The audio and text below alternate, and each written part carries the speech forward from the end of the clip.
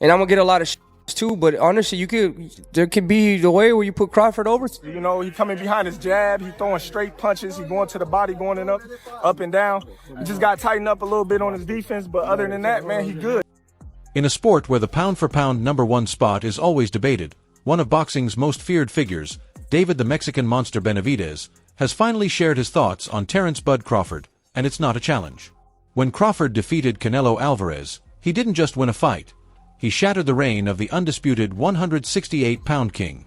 The fighter who once seemed unbeatable was completely outclassed by a smaller opponent moving up 2 weight classes, leaving fans and experts stunned. Is he on the Mount Rushmore of Hell boxers? Yeah. Yes. Fuck yeah. Yeah? 3-time undisputed. He just beat Canelo. Yeah. The face of boxing. So now you can say Bud is the face of boxing. Greatest of all time, or? Greatest of all time. Yeah. I don't feel like it can never be one great, but he definitely one of the greatest of all time, for sure. As an undefeated multi-time champion, Benavidez knows what it takes to dominate at the top. What he said about Terence Crawford went beyond respect. It was a coronation. In a sport full of ego and callouts, Benavidez, who sees himself as the best in the world, did something rare. He didn't just congratulate Crawford, he put him on boxing's Mount Rushmore, calling him one of the all-time greats, a fighter who achieved a level of history few ever reach. Terence Crawford, because he beat he did something I didn't think he was gonna do. He beat Canelo. That's 3 weight classes going up. And he made it look pretty easy. So you have to give it to Crawford. Coming from one of his fiercest rivals, that kind of praise speaks volumes. Benavidez recognized Crawford's achievement in moving up in weight to capture all the belts and openly respected it. But what he revealed next shows why Crawford is truly unstoppable. When asked what impressed him most, Benavidez didn't mention speed, footwork, or stance switching. Instead, he highlighted something you can't teach: heart. He was amazed that Crawford, comfortably ahead on the scorecards, chose to stand and trade with a bigger puncher like Canelo in the later rounds, showing courage and determination few possess. This was Crawford's ability to stay focused in the fight, and not only just to stay focused and box, but he also got rugged in there. He started balling with him towards the late rounds. That's something I appreciate in a fighter. He was already up. He could have chose to just box, but he went in there and he tried to brawl with him in the last round. So that's really what impressed me. His heart more than. Crawford wasn't content with just winning. He aimed to dominate. He has that relentless drive, a killer instinct that won't let him settle for an easy victory. It's a good fight. It's a good fight for both of them. Good fight for. I think it's more important for Crawford than anybody, but I think if anybody could beat Canelo, I think Crawford could. I know you said he could be the guy. What kind of a chance do you ultimately give him? I think you give him a 7 out of a 10. Oh, wow, that high. I thought you were going to say 25 just because of the size. Good. Crawford is good, and I think he's been known that he's going to fight Canelo for a long time, and Crawford, he likes to pick up the weight, so I'm sure he's been working on the weights for a long time, so Crawford, when he has with a person that has a big IQ like that, if you do enough weights, and you stay working for a long time, you have a punch. In Benavidez's eyes, that's Crawford's secret weapon, the reason he's so hard to beat. He pairs elite skill with a fearless mindset, the kind of mentality Benavidez believes Canelo Alvarez no longer has. A lot of too, but honestly, there could be the way where you put Crawford over Mayweather. Because of going up, you didn't see Mayweather go up from 147 to 168. That's crazy, bro. And honestly, I thought Crawford was going to have more of a hard time because he had a hard time with Madronov. So imagine going up to it. That's crazy. But I don't want to take nothing away from Mayweather. Mayweather's the greatest of all time. But I think that was a really big risk that Crawford took, and then he ended up winning, So you have to give credit to that too. That's a big risk. That'd be like me going up and fighting Usyk right now. Heavyweight. I know that's been kind of hinted. I'm not thinking of that right now. I'm not thinking of that right now, no, but that's kind of like how that'd be. So you have to, bro, that's a lot of, he has a lot of balls to do that. And not only to go do that to show the world that he's really like that. The praise for Crawford came with a sharp edge for Canelo Alvarez, as Benavidez used it to deliver a brutal critique of the man he's chased for years. After calling Crawford an all-time great, he didn't hold back on Canelo, pointing to what he believes caused not just his loss, but his humiliation, not a decline in skill or power, but an uncontrollable ego. Benavidez said Canelo completely disrespected his opponent and the sport, treating the fight lightly, throwing maybe 10 punches while walking forward, confident his own hype would see him through. His ego, Benavidez explained, made him think he could simply overpower Crawford with one big shot, and that overconfidence was his undoing. Happy that he lost. I kind of felt like that could have been me. That was my moment. You know what I mean? If I would have gone in there, I know I would have beat him. You know what I mean? So I don't want to be a hater, but that's kind of how I feel. But you know what I mean? I give all the flowers to Crawford. You know what I mean? That should have been me in there. That should have been my. If I would have got that fight, I would have been me. I would have been the one getting my hand raised. But like I said, it didn't happen, and that's why it didn't happen, because Canelo knows that would have happened. Benavidez made it clear that in boxing, that level of arrogance is a death sentence. He ended with a stark warning every fighter should heed. Canelo's ego, the same trait that made him a superstar, was ultimately the very weapon that led to his downfall. Crawford took it way more serious than Canelo, which is kind of weird because, you know, the amount of money that Canelo was making. And I know all these people say, oh, yeah, you know, talking shit about Canelo. I'm not talking shit about him. He just didn't look like he really prepared 100%. He's throwing 10 punches around, or I think his ego is that big that he thought that, oh, I'm just going to walk through him, catch him with a good shot, and it's going to be done. As you can see, Crawford is a different type of fighter. Not only does he have the boxing IQ, he has that dog in him. He was in there. He was brawling with Canelo like in the 8th, 9th, getting the best out of him. Boxing, he's epitome of a great boxer. There's a lot of lessons to be learned in that fight. You know what I mean? If you really want to make something come true and you really believe it, you can make it come true.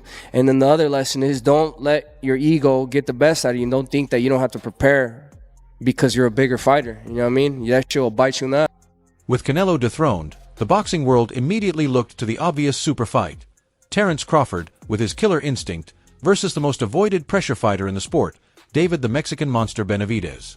It seemed like the perfect passing of the torch, the new king facing the uncrowned king in a battle for the soul of the 168-pound division, and the hype exploded instantly. But when asked about the fight, Benavidez shocked everyone. He didn't just turn it down, he completely dismissed it, revealing he has zero interest in facing Crawford. His reasoning was just as surprising.